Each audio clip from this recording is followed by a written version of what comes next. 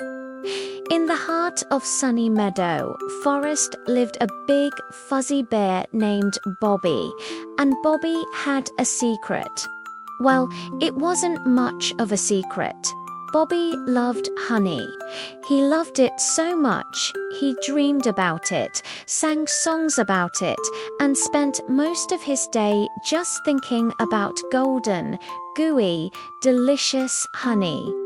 One day, his tummy rumbled so loud it shook a nearby raspberry bush. "I just can't wait anymore," he declared to a curious squirrel. "Tonight, I'm going to get the best honey in the whole forest." That night, under a blanket of twinkling stars, Bobby tiptoed through the woods. He was big, and tiptoeing wasn't exactly his specialty. Twigs snapped, leaves crunched, and at one point he tripped over his own feet and rolled into a patch of daisies. He whispered to himself, dusting pollen off his nose. Finally, he saw it.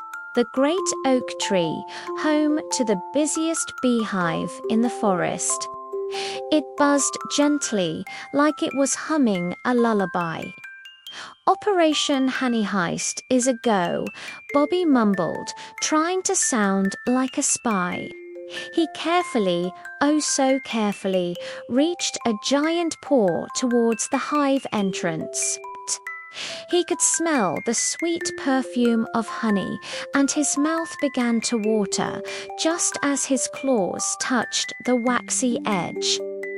"Ahem," a tiny voice squeaked. Bobby froze. He looked down and saw a tiny bee with her wings crossed, tapping a tiny bee foot. "And just what do you think you're doing?" she demanded. Suddenly, lights flickered on all over the hive, and thousands of little bee faces peered out at him. "Busted," Bobby gulped. "Ah, sleepwalking. I was just ... admiring your architecture." The queen bee, wearing a tiny, magnificent crown, flew forward. "We saw you, Bobby Bear.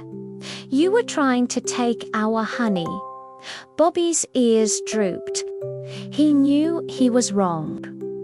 "I'm so sorry," he mumbled, his big voice now just a little rumble. "I just love honey so much." The queen bee looked at her buzzing subjects, then back at the sad bear. "Stinging, you won't teach you anything," she said wisely. "Instead, you're going to work for it." And so began Bobby's great bee boot camp. First, he was on cleaning duty. His big, clumsy paws were surprisingly good at dusting pollen off the hive walls. The bees gave him a tiny feather duster, which looked hilarious in his giant hand. He polished and scrubbed until the whole hive sparkled. Next, he had to help collect nectar. The bees showed him how to gently visit flowers without squashing them. Bobby, who usually just tromped through flower beds, learned to be graceful, sniffing each bloom and carefully pointing out the best ones for the bees. His final job was the toughest hive construction.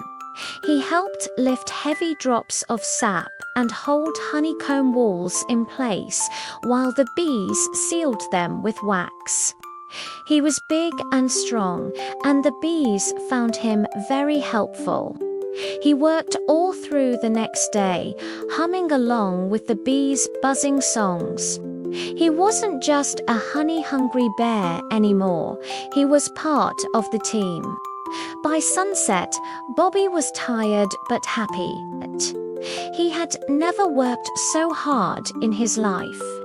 The queen bee flew over to him, followed by two bees carrying a large leaf piled high with the most beautiful golden honeycomb he had ever seen. "You've been a great help, Bobby," the queen said with a smile. "You've earned this." Bobby's eyes widened. This honey tasted even better than he had imagined. It wasn't just sweet, it tasted like hard work, new friends, and kindness. From that day on, Bobby never snuck around for honey again. Instead, he would visit his bee friends, help them with their chores, and always earn his sweet reward. And that's the story of Bobby the Bear. It just goes to show that the best things in life are the ones you earn with a little bit of effort and a whole lot of heart. Thanks for watching, everyone. If you enjoyed Bobby's adventure, don't forget to hit that like button and subscribe for more stories. See you next time.